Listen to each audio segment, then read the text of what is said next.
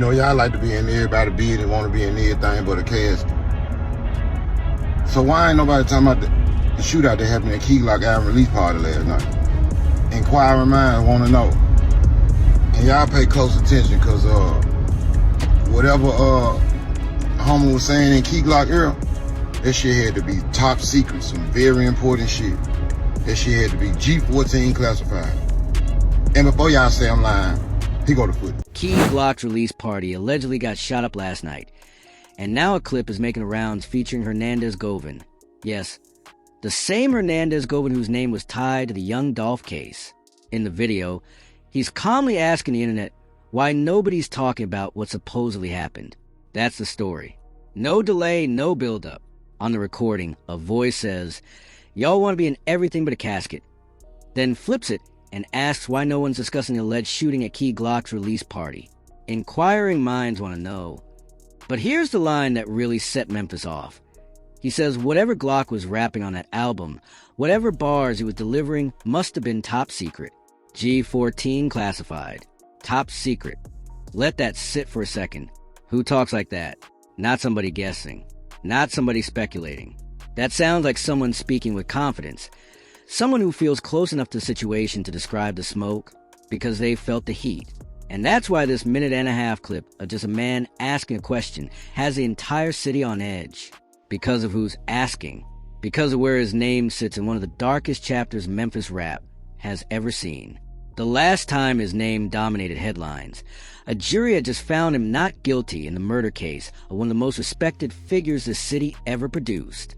So when that same man resurfaces smiling, questioning why nobody's talking about Glock's party allegedly getting lit up, that's not just a question. That feels like a message. And tonight, we're breaking down every layer of it. The real and the rumor. What we can prove and what we can't. And why this clip matters whether or not a single shot was ever fired. You need to hear this one all the way through. But before anybody runs out the door screaming, "Somebody got killed," pump your brakes. Because I keep it 100 with y'all. And keeping it 100 means I have to separate what's confirmed from what's just the streets talking. So let's break it down for real. Here's the truth. And I'm putting it on the table first so nobody twists my words. As of right now, there is no police report. There is no Memphis PD statement. There is no Fox 13, no WREG, and no commercial appeal article confirming that Key Glock's release party got shot up and bodies hit the floor.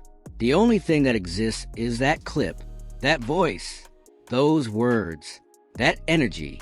So if you came here for a death count, I'm not selling you that because that isn't confirmed. And I don't deal in fake news. Real recognizes real. And that matters, because this is not the first time Key Glock's name got pulled into a false shooting story. Go back just 1 month, May 2026. The entire internet damn near buried this man alive over a clickbait YouTube video styled like a breaking news alert, claiming Glock had been gunned down in South Memphis. That video pulled tens of thousands of views overnight. Facebook ran with it. X ran with it. People were typing they killed Key Glock like it was gospel. And it was a complete lie. No police report.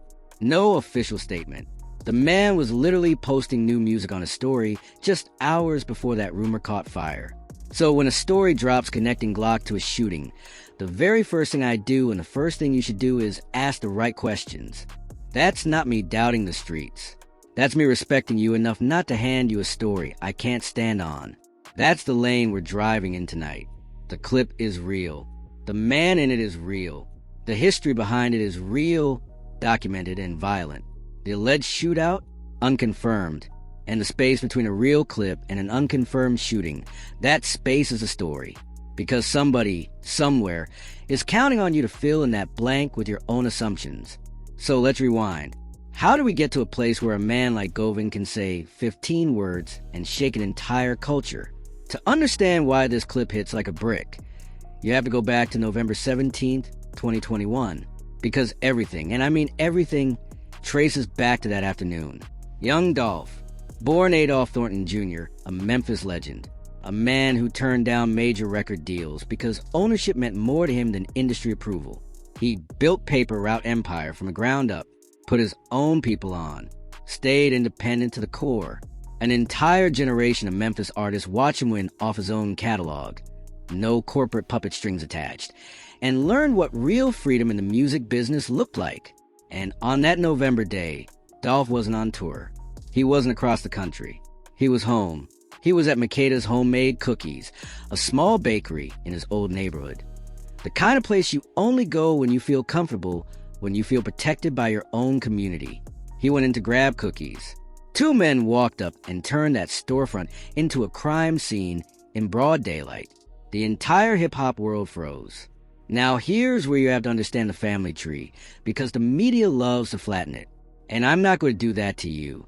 Key Glock, born Markevious Cathy, wasn't just another artist young Dolph signed.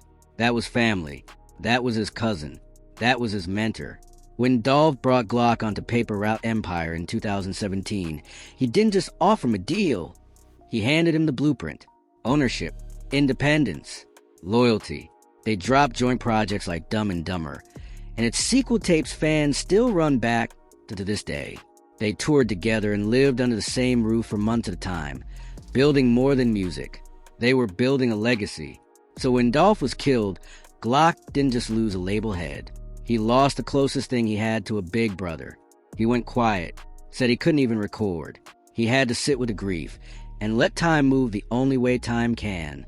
He's spoken about that in interviews. And you have to carry that with you as we move forward, because every reaction Glock has had since then comes from that place. To him, this is an industry tension. This is blood. Now understand the weight he inherited. Paper Route Empire wasn't some vanity imprint. That was Dolph's life's work. Proof that a Memphis artist could stay independent, turn down the majors, and still stack plaques inside arenas off pure ownership. When Dolph fell, that entire movement could have collapsed with him. Instead, it landed on the shoulders of a young man still trying to process loss. Glock had to grieve his cousin and run his cousin's empire at the same time. Think about that. Lose your big brother and get handed the keys to everything he built in the same breath. That kind of pressure breaks most people, and Glock has been carrying it in public, with the entire world watching, waiting to see if he would crack. He didn't crack. He doubled down. He kept Dolph's name alive in every interview. He kept building. So when I tell you Glock's reactions come from somewhere deep, believe that. He's not performing grief for sympathy points. He's living with it while running an empire his murdered cousin left in his hands. That's the foundation of all this. A fallen legend, a grieving younger cousin handed crown, and a circle of people who believe the men responsible were still walking free. Now let's talk about how the case unfolded, and where Hernandez Govan enters the picture, because this is where it gets complicated. The investigation into Dolph's murder didn't stay quiet for long. Names started surfacing, one after another, and each one peeled back another layer. First, the alleged shooters. Justin Johnson, known as Straight Drop, was convicted of first-degree murder and conspiracy. He was sentenced to life in prison plus 35 years. His appeal was denied. That's final. That's on record. Barring a miracle, he's not coming home. With that sentence structure, he could be in his 70s before parole is even a conversation. Then there's Cornelius Smith Jr., the other man who admitted he was in the car and involved that day. Smith cooperated with prosecutors. He took the stand. He named names. On May 15th, 2026, he accepted a plea deal, pleaded guilty to second-degree murder, and received a 20-year sentence. In exchange for his cooperation, the more serious charges were dropped. There was also a third man, Jermarcus Johnson, who entered a plea as an accomplice. So the trigger side of the case? Accounted for in court. Convictions, pleas, sentences, public record. Sources close to the family of rapper Yo Gotti confirmed the man killed outside a Hickory Hill event center is Gotti's brother. Memphis police identified him as 47-year-old Anthony Mims, also known as Big Joe. So yes, the alleged triggermen were handled in court. Convictions, plea deals, sentences. That side of it is documented. But everyone in that courtroom and everyone in the streets knew the shooters were just the bottom tier. The real question that haunted Memphis was bigger. Who sent them? Who financed it? Who gave the green light? That's the question that pulled two more names into the center of the storm, names much higher up the food chain. First, Anthony Mims, known as Big Juke. And here's where the story shifts from street tragedy to cultural earthquake. Big Juke was a brother of Yo Gotti, the head of CMG and one of the most powerful figures to ever come out of Memphis. According to testimony presented in court, prosecutors allege that Big Juke helped orchestrate and finance a hit on Dolph. The motive? Court testimony and long-standing industry narratives pointed to a rivalry that stretched back years. Dolph chose independence over aligning with Gotti's camp, turning down deals and building his own empire instead of joining an existing one. What some saw as business decisions, others believe turned personal. That tension, according to the state's theory, escalated into something deadly. But then came the twist nobody expected. Big Juke never made it to trial. In January 2024, he was shot and killed outside a Memphis restaurant before any charges related to Dolph's case could be brought against him. And just like that, a key figure in the alleged chain of command was gone. No courtroom, no verdict, no cross-examination.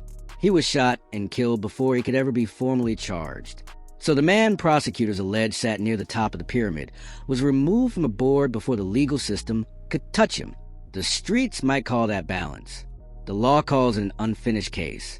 Either way, it closed one door. And that brings us to the second name, the alleged middleman, the connector, the person prosecutors described as the bridge between the money and the murder, Hernandez Govan. This is where people really started connecting dots. And this is why that clip hits the way it does.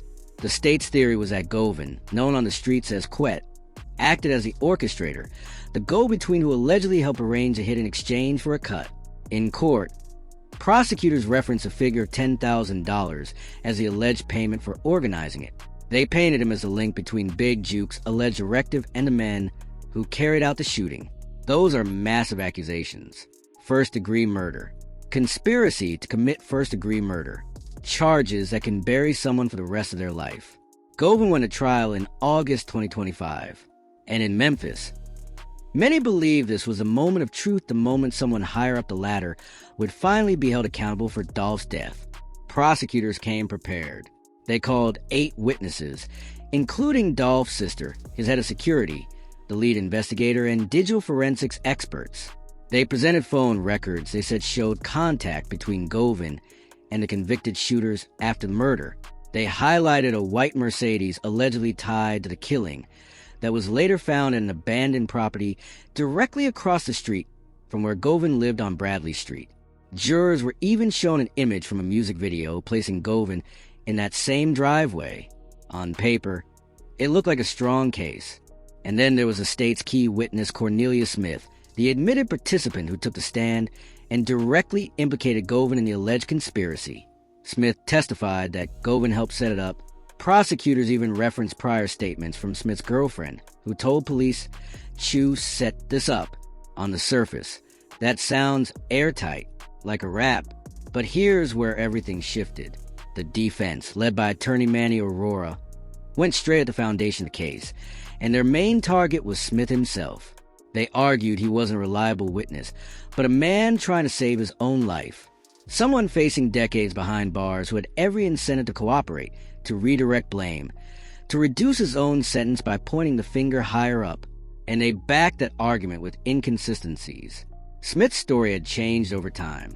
In different statements, he allegedly named different people. In one version, he referenced someone he called miscellaneous. In others, responsibility traced more directly to Big Juke. The defense highlighted those contradictions to question his credibility. As for the phone records showing contact between Smith and Govan, Aurora argued that communication alone didn't prove conspiracy. According to the defense, Smith had previously purchased drugs from Govan, so them speaking wasn't evidence of murder. It was evidence that they already knew each other. The white Mercedes found across from Govan's residence? The defense pointed out that another individual connected to the case also lived on that same street. Proximity, they argued, is not proof. And then came the moment that stunned the city. The jury of 12 people, 5 men and 7 women from Shelby County, didn't deliberate for days. They didn't even take a full afternoon. After roughly 3 hours, they returned with a verdict. Not guilty on the murder charge. Not guilty on the conspiracy charge. State of Tennessee versus Hernandez-Govan. Count 1, not guilty. Count 2, not guilty. Just like that, he walked.